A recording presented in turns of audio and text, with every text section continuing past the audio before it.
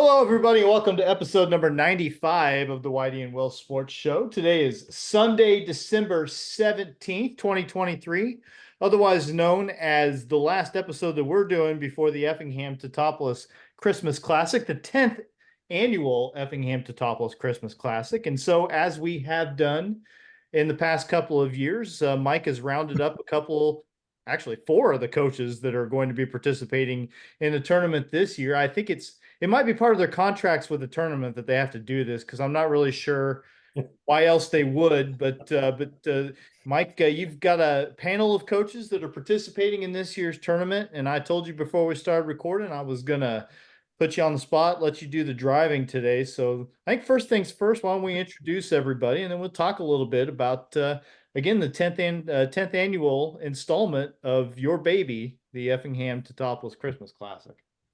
Well, I think we'll start with Oaklawn's Jason Rhodes. Jason, you've been here the longest of this group, haven't you? This will be our 9th year. Look, I pulled out the you see that? That's from the third annual. Yeah. We were there the year, but we're at the second one. I think I lost that program somewhere, but yeah, All right. 9 years. I may be able to find one. I could sell you one. And then probably next in line would be Rich Kolimas at Lincoln Way East. Rich, is this what, 5 or 6? We joined in 2016. And so whatever it is, you do the math. This is probably 7th then. 7. And then Kyle Weber from Pleasant Plains. Took a lot of work to get Pleasant Plains to come down. We made a lot of promises that we've never followed. Kyle, what is this, 5? I think this is our 5th. Okay. And then Troy Bierman, Newton. Troy, this is your 3rd? This is our third one. Third one as a team, but my 5th or 6th as being a coach at the tournament. Right, yeah, so, you were on staff at T-Town for a couple years. Okay, that's good. And yeah, and I'll tell you, when you guys agreed to come from Newton, originally you were going to come, this was going to be your last year. But you decided you like the tournament so much, you're going to stay. And I think that's a good thing, because it's good for your kids to face this type of competition. Well, before I talk to you guys individually, I'll just run through the schedule again real quick. On the 28th at the T-Town site, game 1 has Highland versus Newton at 3 o'clock. I figured you got a short drive, Bierman. You can make it there for the 3 o'clock game. Yeah, we can make that one, yeah. And then second game at 4:30 will be Belvedere and Lincoln Way East. 6 o'clock will be Charleston and Dixon. 7:30 Pleasant Plains and Teutopolis. Weber's already complaining about that. I got text like before you even had the pairings. On the Effingham side, Lutheran North plays Seneca at 3, followed by Brooks and Oak Lawn at 4:30. Mattoon and St. Anthony at 6, and Centennial and Effingham at 7:30. So before I go any further, I'm going to just records of our teams going into the tournament. You really can't figure out our seeds. We have such a scientific approach. Belvedere comes in 1-9. Brooks is 0-10. Centennial 7-2. Charleston 5-3. Dixon 10-1. Effingham 2-10. Highland 5-5. Lincoln Way 5-4. Luther North 2-5. Mattoon 5-6. Newton 7-3. Oak Lawn 9-1. Plains 2-6. Seneca 7-2. St. Anthony 9-2. And Teutopolis 7-2.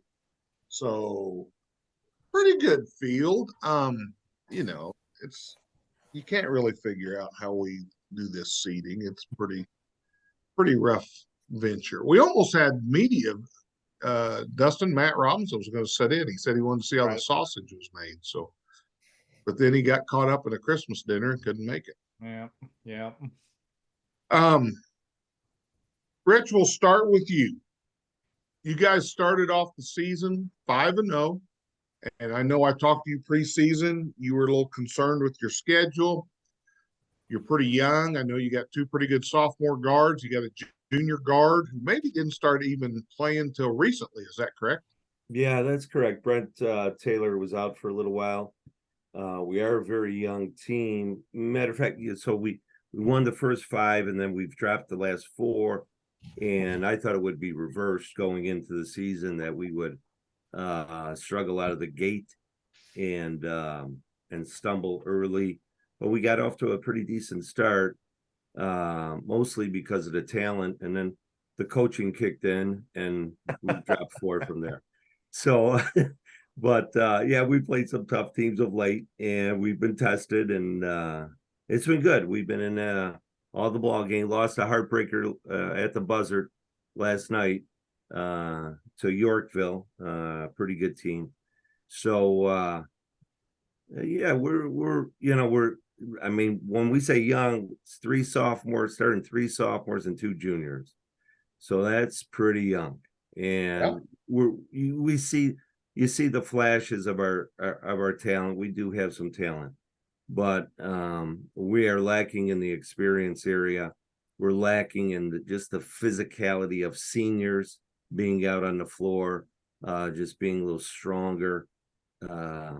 So we're going through the process. It's a process right now, and we look forward to coming out to the tournament just to problem solve and see what we can, how we can improve. So quite different team than last year. Last year you had some grown men on the team. That's right. I mean, you had some big boys, and they weren't bashful about eating pork burgers either. We'll add that. So pretty excited. Now, football wise, do you have most of your football kids in the flow where you expect them? Yeah. So three football players joined our team. And one's a starter for us. And so we were out him for a while, and he's just getting back into the flow. And then we have our backup point guard.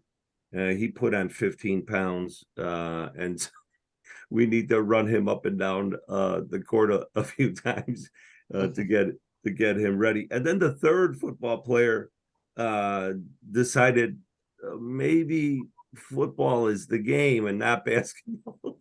So he opted out. That's why we had that reshoot on the photo. Yeah, we had to take another shot because. Oh, is that the big kid going to Iowa?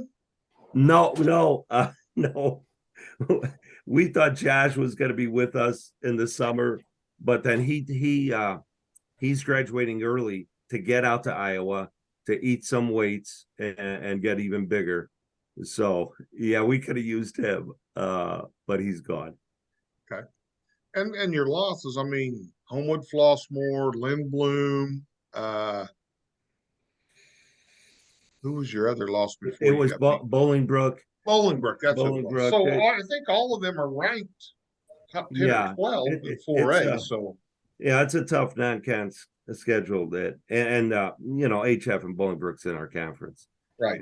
And so they're tough teams, and right there, we're right there in all those ball games, and so we'll see how we handle things later in the year. We'll get another chance at HF and then another chance at Bolingbrook in February.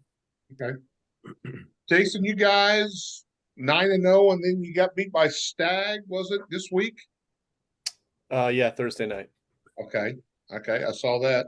And again, you got several kids back from last year. Yeah, Corey Lee, very experienced point guard, 3-year varsity player, and you talk about the physicality of seniors. He's very physical in the backcourt for us. So he's back, and then our big guy Henry Martinez started almost every game for us last year. So when you have your point guard and you got your big man, that's a pretty good place to start. And then we kind of fill in from there. Dante Montgomery is a junior. He played a little bit last year as a sophomore, but really kind of has made a leap. Jack Dempsey played quite a bit as a freshman. He's a sophomore this year. And then some other, seniors from there. Kyle Brennan has kind of stepped up and played pretty well for us in the front court. And then a couple juniors, Ali Farhan and Mustafa Abanajim, that have really kind of surprised us. I mean, if I thought that we would be. I didn't think we'd be 9-1 at this Right. point. So off to a better start than I anticipated. I'm not technologically savvy enough. I did see Twitter of you a little post-game celebration, little dancing in the locker room. Hey, that was after our Evergreen Park game, and that was a big You one guys for won us. at the buzzer. Didn't you win at the buzzer? 2 free throws right before, Okay. and then we had a big stop there in the last possession. Right. So, and that was that's the team they kind of geared up for this year. Coach's son there is a senior and a couple transfers, so that was a big win for us in conference play. So yeah, we were all excited after that one. Myself, Yeah, I did. I saw a little dancing going on. I was impressed, so just jumping mainly. Oh, okay. Well, yeah, mostly jumping. And you displayed some hops, so that was good there too. Been doing yoga, Mike. Oh, hey, whatever you got to do. Troy, we'll go to you next. I saw you guys play the other night. Saw you at St. Anthony. Everybody and their brother went and watched Effingham T-Town, and I knew how bad that game was going to be. So I came over and watched you guys. Good ball game. Just kind of ran out a couple bad possessions in the fourth quarter. Yeah.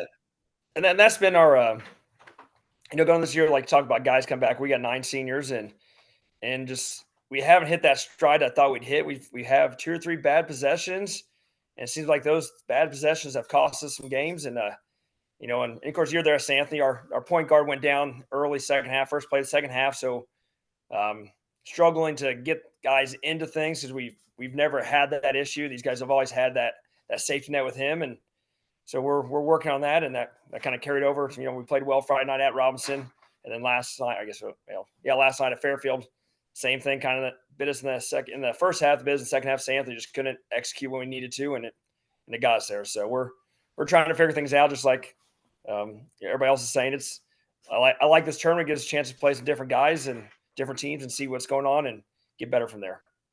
And I did not see the injury to your point guard. I saw him come out of the game. I saw him go back in the game. I saw him on the floor saying, "Coach, I've got to get out." So I did not see what he did. And you went in live, just like everybody else, I didn't see it at all. I just saw him laying there. So I thought ankle up first. So, he didn't get up, finally got up. And then, their trainer looked at him.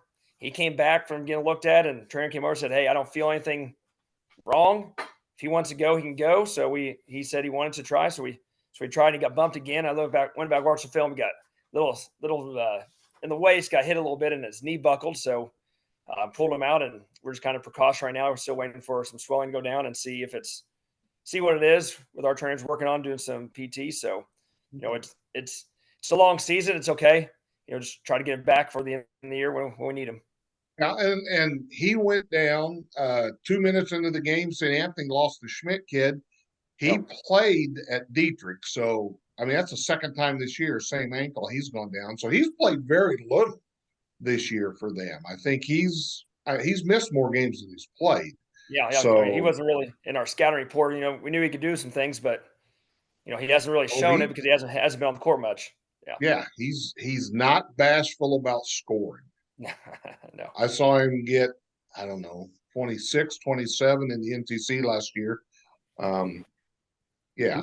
We have to talk about this all the time because Mike said before the game he was going to have a big game, and then he had a big game. So we rehashed that one on a regular basis around here.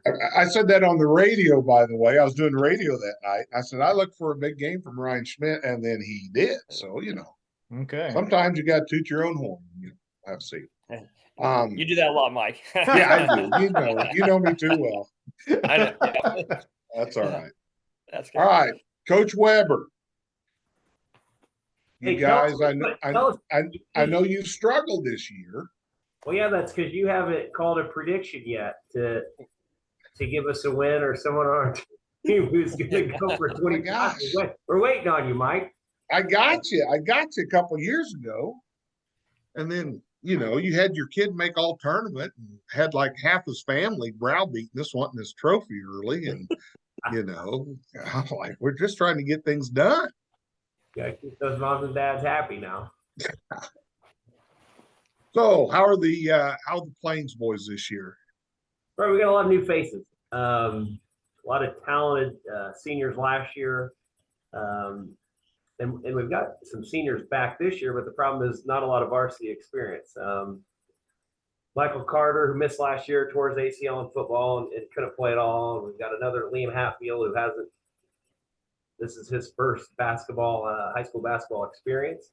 Finally was eligible to play. So we've got a lot of guys getting the taste of their first varsity experience. Well, I know your first year down here, you had a kid you were missing, and you were telling me, "Oh my God, I don't think we're going to have him." And then he shows up and makes all tournament team. So I know you can pull rabbits out of your hat. I've seen it before. We got a couple of kids who've missed the last couple games, so we're hoping that maybe we get them back for the Christmas tournament. We're just gonna have to wait and see. Okay, and this is your fifth. You're 2-2 so far on first round games, and you told me your only first round losses are to Lincoln Way and T-Town, so you weren't very happy when you drew. No, I think first round games. I think we're 3-1. Oh, okay. I think our first loss every year has been either to Lincoln Way East or T-Town. Okay, all right. I think Lincoln Way East got us 3 times. Okay, well, they like to play you. I bet they do. That's because they always beat us. I would too. Oh, and I didn't know if I think Central A&M's coming back in, maybe not till 25, but they're coming back. So I guess they've got a couple of real good classes coming back. So we played Tolono Saturday. They said they're coming down. I thought next year. Tolono's coming next year. Yeah, they've got some really good sophomores. They've got some really good seniors. I know, but they won't be here. So good group and all. Just in general, I know, Rich, I've seen you guys go out to eat at Joe's. I've seen you take pictures on the square, and those are great things that I see them either through Twitter or somewhere, because we pump those into the city real hard since we do get a little grant money from the city. But things about the tournament, I mean, you like, other than the brisket and the hospitality. What else? Well, for us, it's a chance for us to bond, to get away, and just be together for 3 days. And we always enjoy. We've been in tournaments, and I've been in many tournaments where you play a game and there's hardly anybody at the game, and I don't know. There's a feeling that it's kind of a meaningless game sometimes. And I've never gotten that feeling down at Effingham and Teutopolis. And we love the gyms. The facilities are terrific, but the hospitality is just outstanding.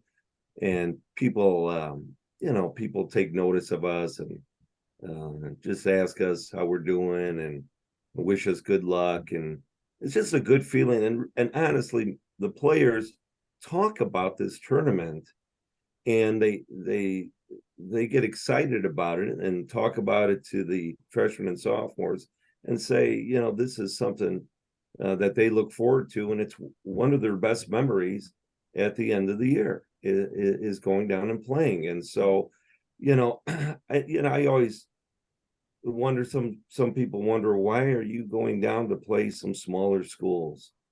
You're Lincoln Way East. But I would challenge people to look at our non-conference schedule to see who we play.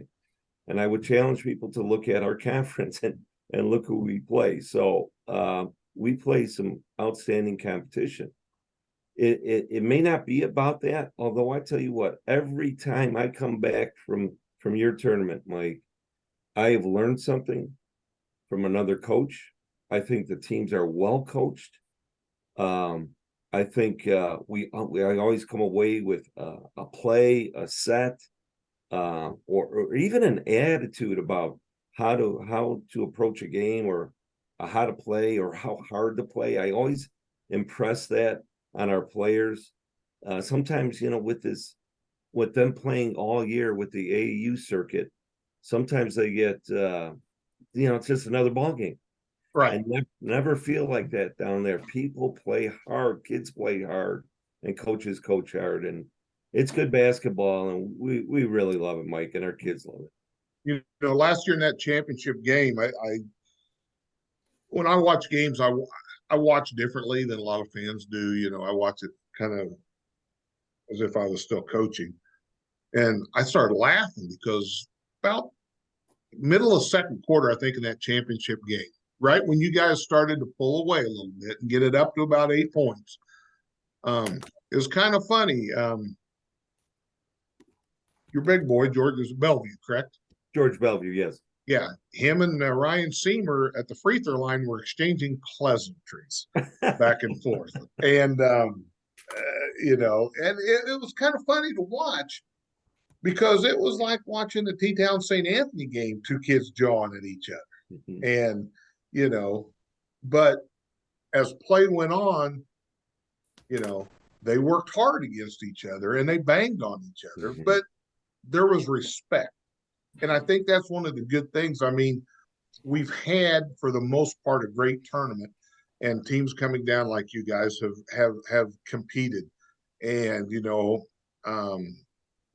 that's the thing. I like to watch the competition, and I like the fact that the kids, you know, respect each other. We've had I think 2 teams come down and were kind of pains in the asses, and we quickly didn't have them back anymore. So, you know, that's the thing. And I like watching your kids compete. You know, We love coming down, Mike. We're looking forward to it. yeah. Jason, Oak Lawn boys, you guys have a pretty good trip usually. I know last year you had a little trouble shooting the ball one game. One game. The whole tournament. All right. Well, you did. I mean, you and I had talked, and I'd looked at stuff, and this Dempsey kid was a really good 3-point shooter. I'm not sure he made one in the tournament last year. Yeah, no, I don't think he did either, but you know, that'll happen to a freshman. Sure.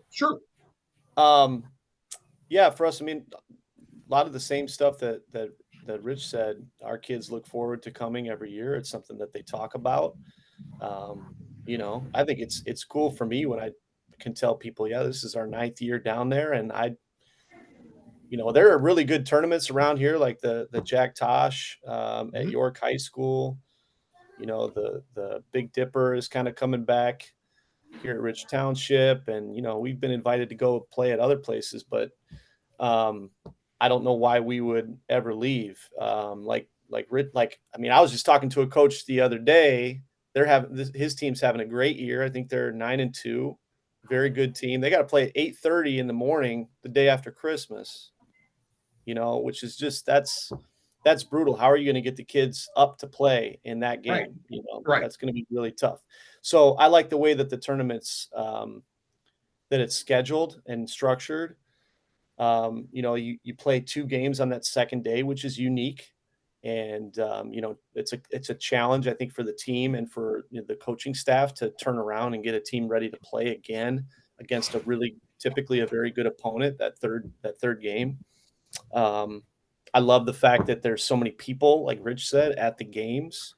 No game, like he said, feels meaningless. You know, I'd see on film some of the Christmas tournament games, you know, when you come back and you're prepping for your January games, and it's just like, wow, there's no juice in the gym or on the floor. So, and then the coaching is really good. Like I played against Troy's team. He's a great coach. You know, I haven't played Kyle's team. We haven't played Plains, but have watched them play and been really impressed. And, you know, Coach Reeder and Coach Rinkard at Teutopolis and St. Anthony and Effingham, like those guys they know what they're doing. And so it presents a challenge to us as well. And it's like Rich said, it's just good basketball all the way through. Now, Troy, you know, you sat on the bench with me. I mean, I feel like I kind of raised you for a couple. So, and like I said, there was a lot of interest. We were interested in getting you guys over here. You were very interested in coming, and obviously you're glad you came because you guys are extending your stay. Yeah, I mean the other options around here are, we were in Dieter for all those years, and that just wasn't fit anymore. Didn't want to go to Vandalia with the 5 games in 4 days. This just made sense, and it made sense for our fans to. It's a short trip over for us, so we bring a crowd, and like Jason said, it's the atmosphere. Even last year when we didn't play well the first couple games, and we were at 9:30 in the morning on day 2, we still brought a crowd, and our guys were excited to play, and we enjoy playing. The bigger schools. We're one of the smaller schools in this. Getting a chance to play that first year, play Oakland and play Linkway East. Our kids still talk about, man, remember we played those guys? So we competed, and that's what it's all about. This tournament for us is playing somebody different and competing, see what we can do. So we're glad we made that choice to come over there. Right, and I will say this: the other night, I felt like you may have had more people in the gym than St. Anthony the other night. I really did. Yeah, actually, we I made that comment on the radio, and of course talked to your brother-in-law Doug there too after the game, and he kind of thought the same thing. It was a good crowd, great atmosphere. For a Tuesday night. It was. Luckily, we've had a lot of those for this year. The crowds there. It's high school basketball at its best when the crowd's involved. Oh yeah, and that's the thing. I think we've done pretty decent at our tournament. Yeah, we'll have a couple games where there's crowd's a little thin, and then we have to rely on Chris Zeruzen doing the pregame interviews at at T-Town to get everybody woke up. And I think it was you guys were waiting to play, Rich, and he was introducing the Dust kid from St. Anthony as a 7-footer. Your kids were awake because they were on the stands. What did he just say? He's not 7 foot? Because I was coming back, I was standing down by him, and they were asking me that. So he may like to hear himself talk more than I do. But Mike, I mean, that's, if I can interject there, I mean, that's another side benefit of getting Newton in there too. I mean, obviously they've been a strong team recently, but that is it's a good local team that travels well. I mean, and Troy, I'm sure your home games, having been in your gym, I mean, that thing fills up and it can get nice and loud in there. Yeah, I can. And I was, Mike knows about this. We always used to talk about the roar. You hear the roar of the crowd going, and we've heard that a couple of times last year, and our gym has been pretty full this year. So hopefully it'll keep on getting fuller. We play a lot of home games in January this year. Get the LIC and actually get the regional this year too. So yeah, hopefully we can keep it going and build upon this Christmas tournament. Figure out what we're doing wrong and correct that, and keep on packing the gyms, and even on the road. We change our schedule up. We go to Rochester, Marion. So we're really trying to push these guys to be better. And, the Christmas tournament is just another step in that. Yeah. And you mentioned the roar, when we were on the bench together at T-Town, we called it the T-Town roar, because when that crowd decides to go full throat, and you don't hear it very often anymore. I don't know why, but I heard it at the super sectional, but, unfortunately, I heard that 3 times as an opposing coach in the same game. That wasn't real good. Yeah. Coach Weber, you get to come back to your alma mater again, play against your old team, and you were sending me some really not so nice texts that night about that. I mean, I was just trying to help you out, smooth out Christmas for you. That's what it was, huh? No, we're looking. It'll be a fun game, and you guys talked about the atmosphere, the environment in there. I think it was maybe our second year we played Effingham, St. Anthony in the first round, and they had the Dust kid. They might have been number 1 in 1A, and I don't know if I've seen the gym as hot in there as far as a coach as what it was that night. T-Town was playing after us, I think. I mean, it's a really great game. I think we won a close game. But it'll probably be, real similar, I'm sure, that Thursday night game for us. Yeah, looking forward to it. And, I know how you'll have your kids ready to go, and, it'll be a battle. I know that. I think it was Rich, you mentioned your kids talking about coming down. Belvedere, I've talked to their coach. When they have tryouts, I guess that's all their kids talk about is they have to make the team so they can go down south at Christmas. He says that's all they talk about. I mean, he tells me this every year. And I don't know. We'll have to see.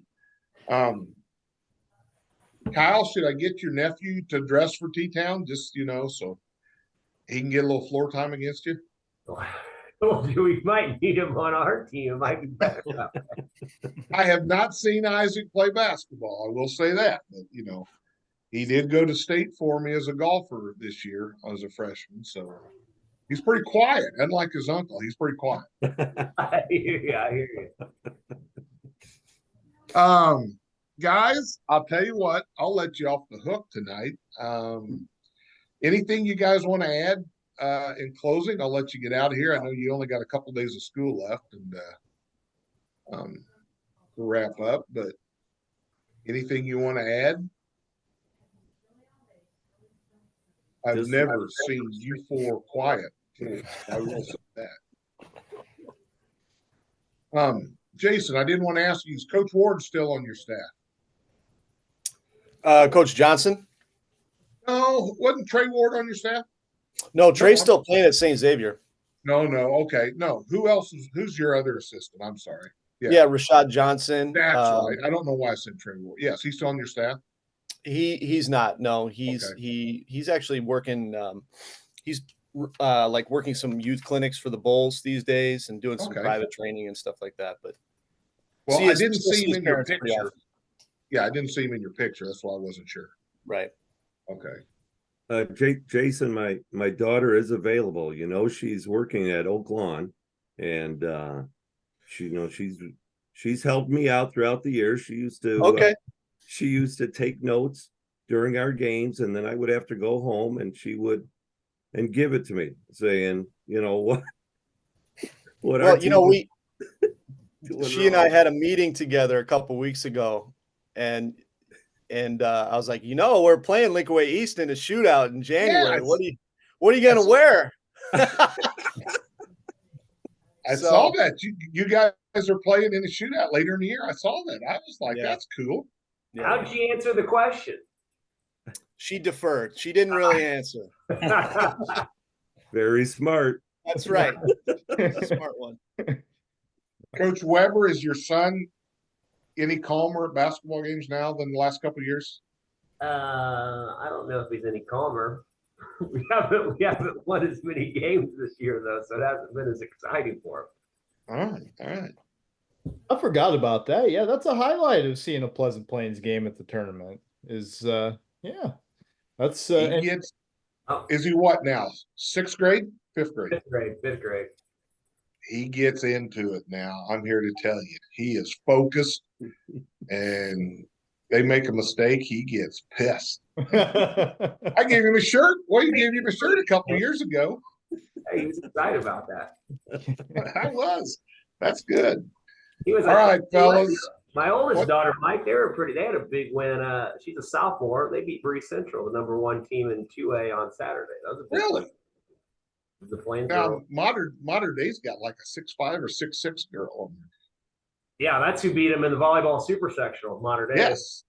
Oh man. And then I guess Bree Central must have beat them in basketball, and then okay. So they were excited about that Saturday. Awesome. Well, it'll be good. I don't know if we're going to have that extra media attention, Jason, I reached out to you about, so we couldn't come to an agreement on a price. So, it is what it is. No comment. All right. Well, fellas, I appreciate you being on. I look forward to seeing you in a couple days. We feel like we're evolving, taking another steps, trying to work out some of our kinks we've had in the past, but I really am excited about this tournament, excited about seeing you guys. I won't see Troy and Jason that much because they don't let me off the T-Town site very often, but I will see you for sure on the last day. May see you on the second night. We may do something again this year. We'll have to see. Oh, you'll see me in the hospitality room, my friend. I know you will be making visits. I do know that. The highlight, our committee still talks about this, Rich, is it may have been the first time you guys were down here, or the first couple of years. Your kids would come in and they're like, "What is a pork bone?" They wouldn't touch it. And I know Kyle and Troy, you guys know Jeff Hardick, and Jeff, he can be a little outgoing when we're feeding the teams a little bit. And he convinced those kids to try one. And I'll tell you what, I don't know how many Bellevue's took the last 2 years in his bag when you guys have left the building. He does not go hungry on the way home. All All right, fellas. Well, I appreciate it. We'll let you go. I will see you in about 10 days, 10 or 11 days. And it will be another tremendous tournament. And hope we're giving out some hardware to you. All right. Happy holidays, guys. Yep. Yep. Yeah, happy Yep. holidays. Appreciate Good everyone Christmas. taking the time. See y'all soon. Yeah. All right. So we'll give all these guys a chance to get on with their evenings. We appreciate all of them taking a few minutes to talk to us about their teams and get us ready for what's going to be a great tournament. I'm sure it always is. And it's just nice to bring those teams in from all over the state, get you a look at, because the game is just played a little bit differently all over the place, and so Right. that's good for the fans around here too, to get a taste of what's happening elsewhere, and for the kids to sort of just be exposed to to what's happening elsewhere, and because you never know when that's going to serve you well, especially if you end up making a nice little run in the postseason. Experiences like that can be really instructive, I think. And so, Well, and a couple of years ago, Central A&M made a nice run, and I saw Coach Smith was quoted in the paper as saying how their team really came together at Christmas and faced some things at Christmas that prepared them, and they got sixth. They were at the state tournament 1A, and they got sixth in our tournament. And Pleasant Plains, Kyle's kids were talking. I saw them being interviewed after a super sectional win, and they said, the turning point of their season was Christmas tournament and kind of coming together as a group. So it's been really, really, really good. I mean, we weigh the differences when we have openings. You got to put butts in the seats to help us pay the bills. However, you also have to, you want good quality basketball, and that's what I think we have a pretty good blend. Especially with the Lincoln Ways and the Oak Lawns, their programs have really evolved throughout this tournament. I really like the way I see how they've developed, and and average Joe will look and say, "Oh, Lincoln Way's 5-4." Yeah, look who they've played. yeah, Look who they've played. yeah, and come out to the games and you'll see pretty quickly what you're dealing with. You always see some really good basketball. I kind of felt bad last year. Oak Lawn, Jason's best kid, got hurt right before the tournament, and he was. I mean, the highlights I was seeing of this kid, very exciting player, and I hated to see that because you could tell they were going through learning how to play without him, and they were kind of feeling their way at that point. So it's good to see, and I have high expectations coming up for a tournament. So, Mike, there was a lot of basketball played around the area this past week, and A lot. And since we did have interviews tonight, and we've already been going for the better part of an hour, we're gonna have to kind of pick and choose which ones we spend a lot of time talking about. We'll touch on some. Yeah, but I mean, you and I mean, quite frankly, it was a big week for the St. Anthony boys, and you and I both saw them once this week. You watched the Newton game. I saw him playing. Yeah, I saw him playing Newton. You saw him in the Diedrich game. And they beat Charleston yesterday also, which Charleston. I didn't see that score, Whitey. 50-36, I believe, was the final on that one. I saw Charleston puts their point totals in there on Max Preps pretty quick, and I saw that And you know, I don't think there were any hard feelings between Adam Rudabon and St. Anthony. I haven't heard anything like that, but they did limit Right. him to 2 points. So that was kind of interesting. I was looking to see how many what he did, you know, against his former Right. program, and it looked like they held him in check pretty well. But that's a big week for St. Anthony. They beat Newton 50-43. Yeah, and that game probably St. Anthony got it up to maybe 12 at Uh-huh. one time, and then Newton would get it to 5. Newton had it to 5 in the ball with about 2 minutes to go, Mhm. and you felt like there was a little momentum. They'd had a couple stops, and just a very ill-advised 3-point shot went up, and you could just see Troy looked like he'd eaten some bad sushi when it happened because I'm not sure I'm not sure what was going on because it wasn't like wide open. It was just like, this is my turn. So good ball game. St. Anthony, Ryan Schmidt, we mentioned, got hurt, Right. rolled an ankle. Didn't play again, correct? Didn't come back in the game. That was early. Saw his mom and dad, friends of the show. I said, you know what they do to the horses? Sue said, yeah. Yeah. Uh, Um, he so played I was against glad to hear he played against Dietrich. and Um, against Dietrich, you know, and we'll get to that game in a second, but he seemed like he was moving okay. He didn't have a huge game against Dietrich by any means, but it did seem like he was getting around all right at least. I Yeah. mean, sometimes it's hard to tell for sure, but nothing obvious anyway. Yeah. I felt like St. Anthony shot the 3 really, really well early against Newton. Got some good looks and knocked them down. And you know, Faraday had a nice game. Westendorf, the Hatton kid hit some big buckets for him late. They just, Yeah. you could tell they needed that other person without Ryan on the floor. And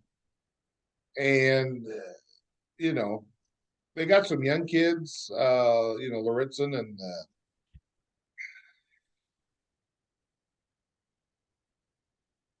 I don't know. We talking about Henry Brent, Ruhal? Henry Brent. Henry Sorry, it Brent, was just okay. I had a senior moment there for a second. Mhm. He had a couple, hit a nice shot or two. Ruhal had a nice. I mean, so you know Yeah. got help from a lot of kids, but you know they just need another scorer. And the same with Newton Troy's kids. They just need another kid to score for. Mhm. And it'll come. It comes with time.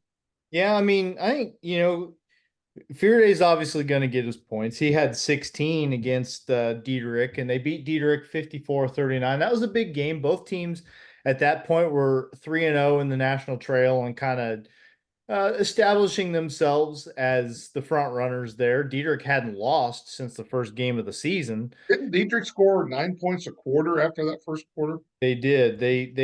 So Dietrich ran out to a 12-3 lead in that game.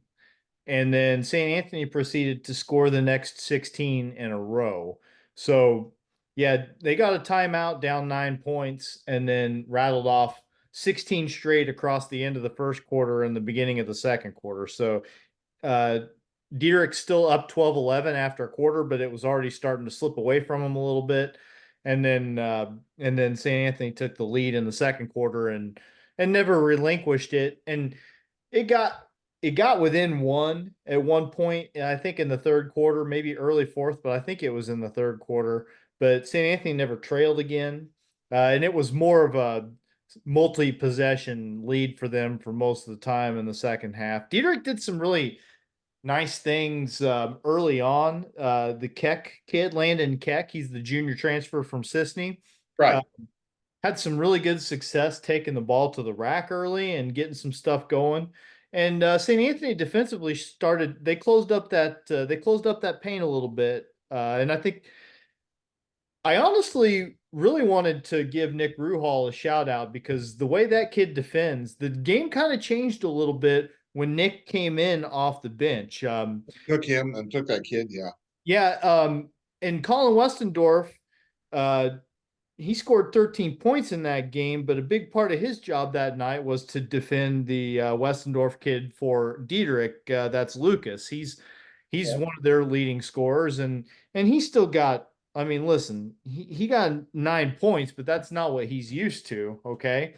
So, or no, he was on Gephardt. I'm sorry. He was on. Yeah, I was gonna say Gephardt's their big scorer. Yeah, well, I mean, Gephardt scores 20 a game and he scored 18 that night. But some of the shots he had to hit in that game were impressive. He had a hand in his face.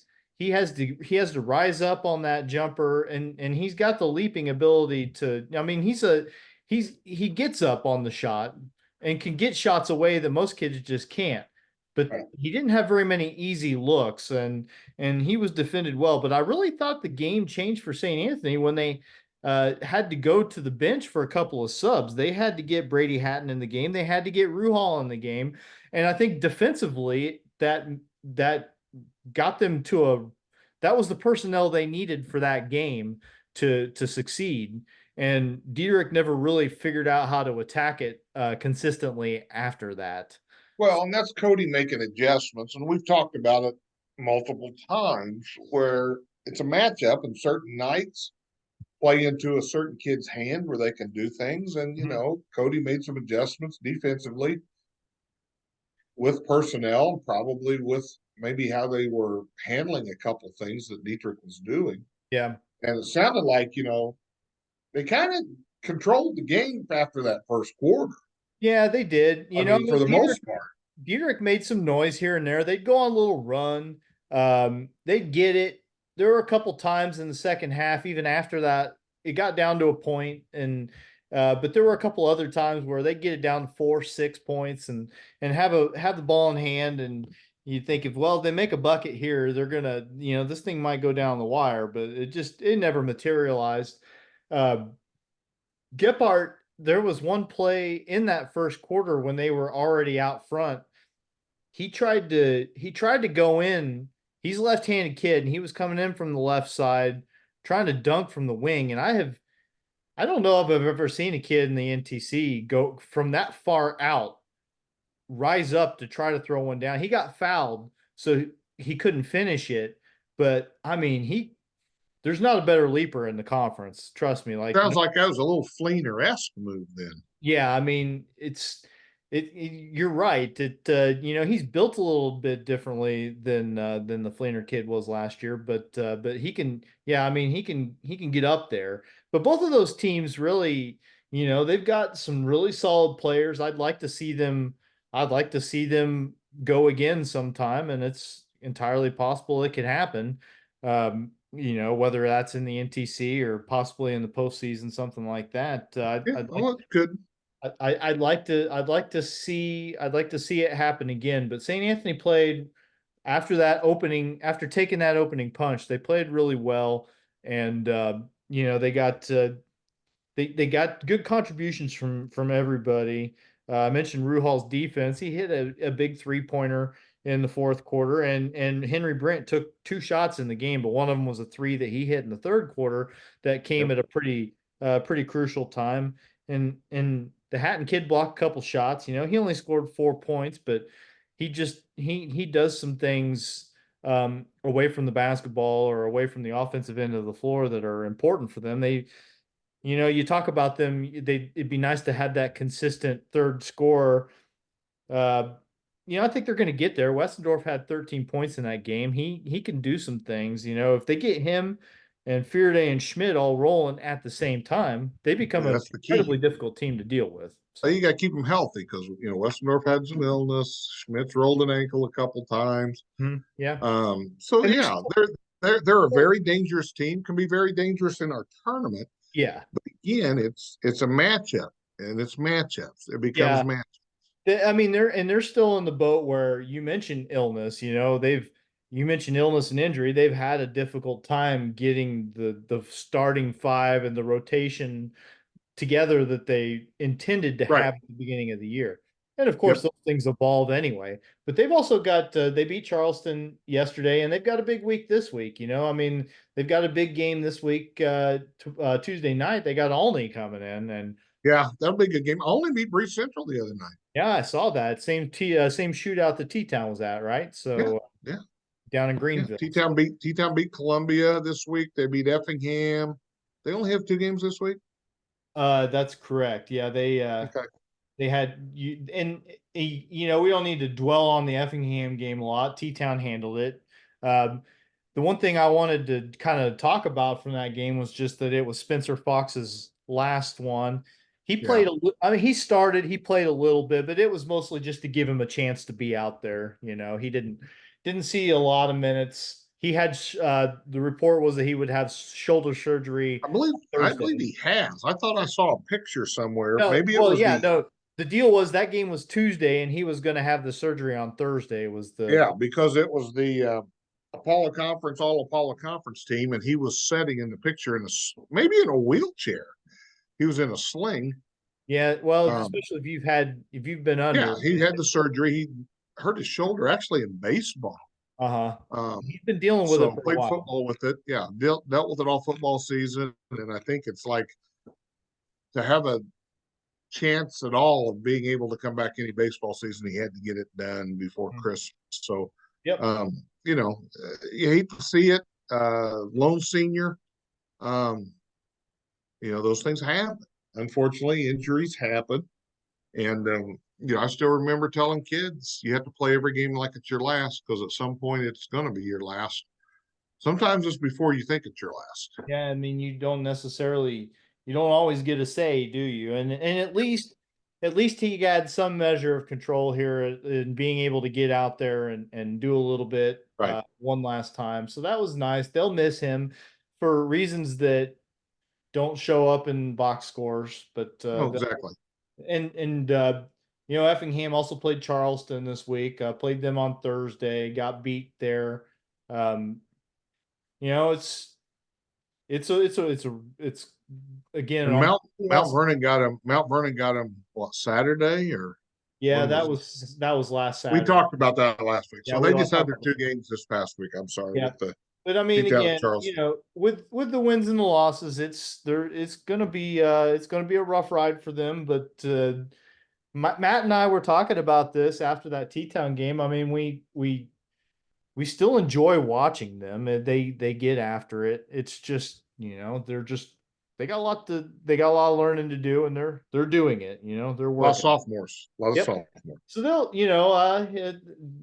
you just got to keep looking for the signs of growth, and I know Obi's really he's really taking that tack, trying to find the good stuff and focus on it, because he knows that he knew that it was going to be a lot of learning, trial by fire, and it wasn't going to happen overnight. And he's Nope.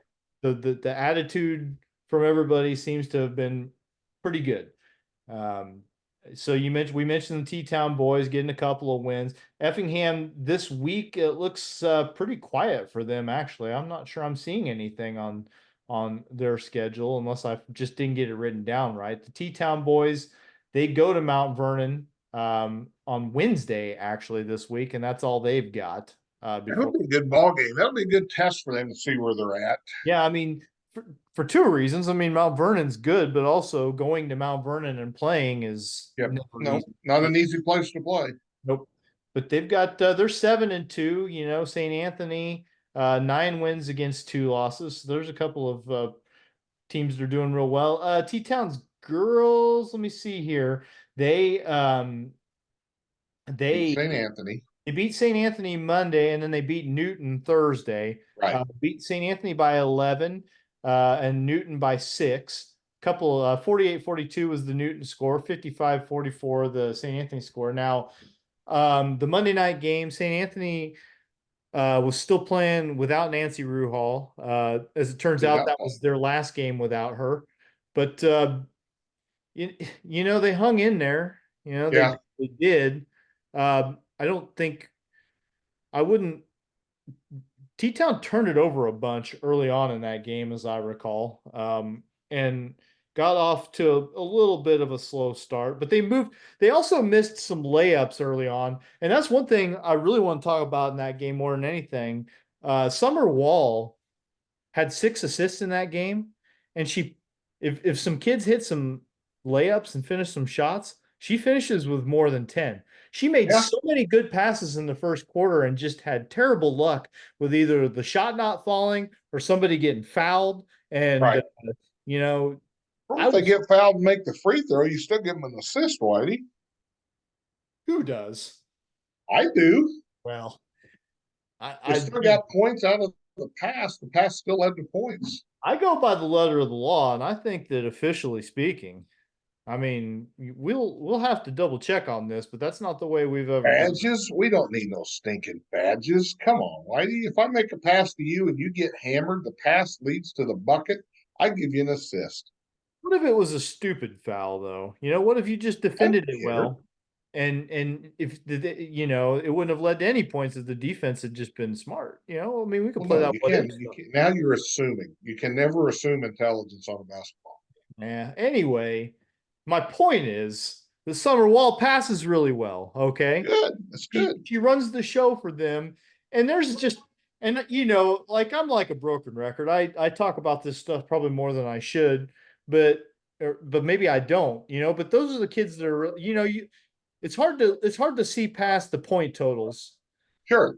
And kids like Summer Wall are out there being incredibly vital to what the team is doing, even if the point 2 to 3, 4 points a game. No, I agree with you. And that's the thing.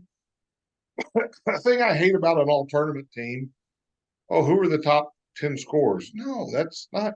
I still remember campaigning for Bart Willenberg on the Charleston Holiday Tournament all tournament team, dominating the tournament as a defensive player. And oh, well, he only scored. I don't give a shit how many points he scored.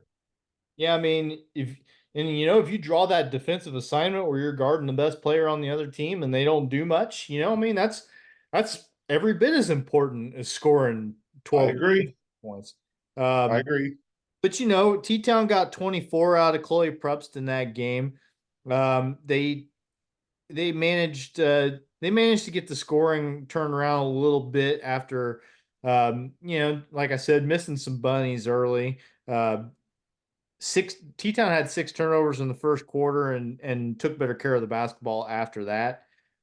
And for St. Anthony, I wanted to make sure to mention that Addie Nuxall played a really good game. She had been out with her own injury and missed 4 or 5 games. Yep. And really, I saw her against Altamont, and she looked like she was still kind of, you know, getting back in the swing of things. Right. She scored 16 against T-Town and was really, I mean, she's posting up, showing some good footwork, good moves down there, playing confidently against a team that it's hard for kids to play confidently against sometimes just because of the name on the jersey, you know. She did a nice job there, but T-Town did get the win, and they won a couple of games, and they're up to 7-3. So you know they got off to what was like a 1-3 start playing 1 and 2, 1 and 2, 1 and 3, and you know Lori told us at the beginning it's going to be rough sledding early till we figure some of this stuff out. Well, they're not blowing people away, but they're winning games. Yeah, and listen, they're gonna find out how much they have progressed in 5 weeks of basketball tomorrow night because they go to Paris, and Paris is good. Paris has just been good for you know a good long while, and that'll be a tough test for them. So that'll be their last game before they go play in that. It's not a new tournament, but it's kind of Coles County. Then they call it the Coles County. Yeah, Matt Toon and Charleston both have had Christmas tournaments in the past, and I think specifically Charleston's was kind of starting to lose a little steam, and so you know they just combined efforts, and now it's a good one. I mean, they got to play Galesburg and Marion in that thing on the first day of it. And they then, you know, they'll have a couple more games the following day. That's a Thursday, Friday deal. So that's going to be the next couple of weeks are going to be a really solid test for Lori and the girls. St. Anthony, we'll get to Effingham girls, but we already talked about the St. Anthony girls a little bit. So we'll kind of wrap that up with them. We mentioned that Ruhal didn't play that T-Town game. She was able to then play against Effingham on Thursday night. She was able to start and play, and she looked, you know, she looked all right, right? Like, I mean, no one's going to be perfect the first game back after missing a couple of weeks of games and practices, but she did a nice job. Effingham did get the win by 10 points, 71-61. Both teams came out wanting to play fast and press, and sometimes that will lead to a game that's not very aesthetically pleasing if I could be diplomatic about it. But I like those games, Whitey. well, I know you do. Um, but in the end, Effingham got they got their biggest game yet out of the Austin girl. She scored 20 in that one, I believe it Yep, was. yep. I saw Um, that. that was nice for them. And in the fourth quarter, I think maybe St. Anthony, there were probably some tough shots taken, I guess, people trying to maybe do a little too much. Yep. And Nuxall fouled out that one in the fourth quarter. So they lost a little bit of size there. And Effingham shot free throws pitifully for 3 quarters in that game, and then made I don't have the exact count here, but they made actually I do if I look. They were 14 of 18 in the fourth quarter. There were a lot of fouls in that game, a lot of free throw shot late, specifically for Effingham. So they went from having made 5 of 14 after 3 quarters to making 14 of their last 18 to get it Yeah, that's the respect. difference in the ball game. Yeah, I mean they needed them. They needed them. They made them. And again, they got 20 out of Austin. They got 21 out of Bella Austin and 21 out of Alyssa Martin, but then also 17 from Avery Wolf. Um, so they had a nice little three-headed monster there, and when they get that going for them, they can Yeah, also be really good. But Ruhal scored. What did she score? She scored some. 24. So Yeah, it's not like she didn't have a good game. Uh, she had a little trouble in the fourth quarter getting good looks, and then Vonderheide got 25. Stacy Vonderheide is just she's a machine. She's an yeah. athletic kid. She Now, aren't both St. Anthony and Effingham girls at Mattoon as well with T-Town? uh think that should be right because St. Anthony was always in the Mattoon tournament and Right, and Effingham was Effingham was always at Charleston. Charleston. Yeah, so I'm just looking at this. St. Anthony will play Muhammad and Matt Toon on the first day of that tournament. And then it's up in the air after that who they play. Right. Matt Toon will be a very good test for them. Muhammad is not as good as Muhammad's not quite where they have been, but still a big school, right? Right. Talent pool. So there's always that. Effingham is going to play Champaign Central and Danville in their pool play. Champaign Central, I think, is having a decent year, if I remember right, what the teams have been doing. But I thought of the 3 area schools in that tournament, it seemed like Effingham probably got as good a draw as anybody did. So, but what do I know? I'm not super familiar with these teams. Yeah. But it was a good week for, you know, uh, good week for Effingham. They also beat Charleston on Monday. That's kind of a tune-up game for them, I mean, Right. Charleston's better than it has been, but they're gonna finish at the bottom of the Apollo again this year. And you know, Effingham gets a couple of wins. They got Highland coming in Thursday night, and that should be Be a good that ball game. should be a good one for them. So they're kind of in that same boat with T-Town, where you got a really good non-conference or for T-Town everything's non-conference of course, but a really good tough game the week leading up to Christmas, and then some good battles in the Christmas tournament for St. Anthony this week. They've got Arthur Lovington Atwood Hammond coming in tomorrow night. That's usually a Saturday game, but they rescheduled that for Monday. That's been a team that has been pretty solid, and I believe that's all they've got. So another game for them to play at full strength and get into the swing of things before the Christmas tournament. But St. Anthony, again, they're going to go as far as Von der Heiden Ruhal can carry him, but that's that's going to be plan one for the opposition is going to be figuring out how to take one of those kids away, and it's Right. going to be up to the rest of their bench to try and figure out what they do from there. Their depth is not quite where like an Effingham or T-Town is at, and so I'm still looking to kind of see where that develops. But they've played, Yeah. they played a tough schedule. They've got 4 losses on the year, but the 4 pretty good teams, and so Yeah, they're T-Town St. Anthony are 2 of them. yeah. So and T-Town Altamont, Effingham, I should say. yeah, well, and Altamont's another one, and Altamont Right.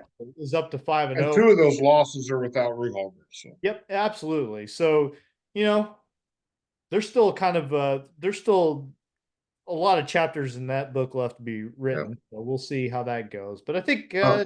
did we cover everybody? No, we didn't get That- Effingham. I guess we kind of covered Effingham Yeah. already. Yeah, and we've covered the Holy Trinity. I think with all of our time we've had, we can't delve too far out of that tonight. I did want to bring something up. Yeah. IHSA came out with postseason assignments and sites. 1A boys, super sectional, EIEIO. Charleston. Yeah. Yeah, I heard about that, and that's That's awesome. That's great. awesome. That's a great venue. I forget what the circumstances even were, but I had opportunity to sit in on a panel that Tom Michael was leading at Eastern, like where he was just kind of talking about what the athletics department has been up to, what they're doing. Right. And took some questions, and that was one I asked, was, are we, is it in the works? Is that something that we're kind of looking at maybe trying to get back, is having the super sectional? Because it means a lot to this area. It does. It does. And the area hates the drive to Carbondale. Well, yeah, I mean, I don't think Carbondale can match the atmosphere that Charleston can for the 1A school. Big, too expansive. You don't get the volume. You could say what you want about Lance. It's not the most state of the art facility, but when you get a lot of people in there, it's pretty damn awesome. It gets noisy. Noisy. And the thing is that, and I mentioned this to Tom because, quite frankly, he wasn't associated with Eastern the last time a super was played there. But I said, you got to understand, like, this building, you've never seen this building the way it is when a 1A super is being played there, particularly if a very local team happens to be one of those teams that there. So that's cool. I was glad to see that. That was very exciting. St. Anthony hosts a sectional again, and they got a great venue for it. I think that's great. Kevin will run a good tournament. Their last sectional, kid hit a 3/4 court shot to win it. So, it's good to see. We'll touch a little more in detail on that. Obviously, Christmas Eve, we're not going to do anything. No. Oh, hey, one more thing. I know we've been going a while, but we haven't talked about it yet. But at some point, there's going to be a decision made across the state by the athletic directors or by the schools, by the football, about the football districts. I don't know when that vote is. Surprisingly, I saw somebody who was kind of against it. Rochester was against it. Yes, Rochester. Well, okay. The way I see that is, why would Rochester want to change? Because Rochester's in a situation where what's going on works very well for them. I understand, but I mean, it's not like they're going to play.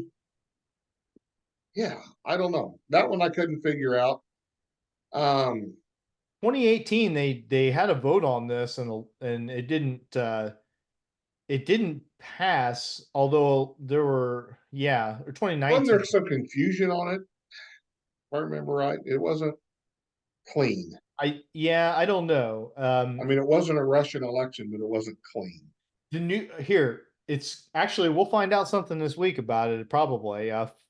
Here's a news story that says the new vote will open for IHSA members on December 4th before closing on December 18th. That's tomorrow. So, They may not, but knowing the state, they may wait till February 3rd. well, yeah, I'm not going to speak for IHSA, I guess, but the deal, in case you don't understand, in case someone's listening to this and saying, well, what are they talking about? Basically, it would do away with conferences. Conferences are gone. The state IHSA at the beginning of the season will just look at the membership and the enrollments across. Put you in a conference. And yeah, they would make your schedule for you. Yep. They would say this is who you're playing, and you'd be playing like-sized schools, and all within the class that you would be in for the postseason. And then, playoff qualification is based solely on how you do playing that schedule. I remember Brett Hefner was very supportive of it. Yeah, I get it, because for Effingham, since the Apollo has kind of dwindled and you have to schedule 3 non-conference games, it's a hard get. It's for an AD. I mean, I can imagine it makes things a lot easier because you don't have to worry about schedule football. Yeah. Sure. And you're under this pressure of, well, I got to fill the schedule, but I got to do it in a way that hopefully makes my coach happy, and it's a tightrope to walk, right? Because you want to get somebody that's worth playing, but you don't want it to be a killer. Like, you don't want it to. And I feel for Dave Waltman having had to figure out who they were going to play the last few years. Yeah. It's been hard. I knew that. Yeah. And this takes, it won't be Dave's problem anymore, but it'll be somebody's problem. But what you will see, though, is it'll simplify the football thing if it passes. There will be a big upheaval of conference jumps, I think, across the state if it passes, because there'll be one last kind of shifting of everybody getting where they want to be, because no longer will football be the driver of those decisions. Right. You can now have conferences that make sense. Well, and what made me because you're only, let's say, why couldn't you have and I don't mean this in a bad way, but picture a conference with Effingham, St. Anthony, T-Town, Newton, Robinson, Olney. Right. I mean, you pick up 2 others, and people say, "Oh, but it's no longer an issue because of football." So you can and trust me, there's people smarter than me that are having those discussions already, Whitey. Oh, sure. Yeah, I mean, but some of those teams that left the Apollo, it's been a long time now, but your Olneys and your Newtons, I mean, it might become a good fit for them again. I don't know. Could be. I don't know. I agree. I agree 100%. What actually made me think of it was that I kind of thought, and this is just kind of off the cuff for me, but I don't have any inside information here, but just looking at the National Trail, I was thinking to myself, when Cumberland and Neoga were playing at Neoga's homecoming a couple weeks ago. Right. What a great conference rivalry. Yeah, Cumberland would be a great fit for the National Trail if they didn't have to be in the football conference, Exactly right. And I know they have to drive all over God's green earth to get, to play those conference games. Those conversations, preliminary conversations, Whitey, I got to believe are being held. I would think. Yeah, they are. But the NTC, for the most part, will be able to kind of sit pretty, and they don't have to worry about that stuff so much since there's not football schools in there. But their numbers get odd every year because of consolidation. So yeah, they've got a pretty good group right now. But yeah, who knows? Yeah, I mean, it'll be interesting to watch, but I think personally, I wouldn't mind seeing the districts happen. I think it would be simpler. You know what to expect. You're kind of you know what the deal is from day one of the season, right? Like what you need to do and get in. So yeah, we'll keep an eye on that. That'll be something we'll talk about again. And Coach Hefner said that he's been open to rejoining us. Maybe if that if that does happen, we can get Yeah, him. I think that wouldn't be a bad idea. So anyway, hey, we've been going a while. It's Yeah. probably Hey, and I just want to tell you, maybe New Year's Eve we'll do something early in the day. I don't even, I mean, listen, I don't know what I've got going on, but Well, the only reason I say that is we can talk about Christmas tournaments.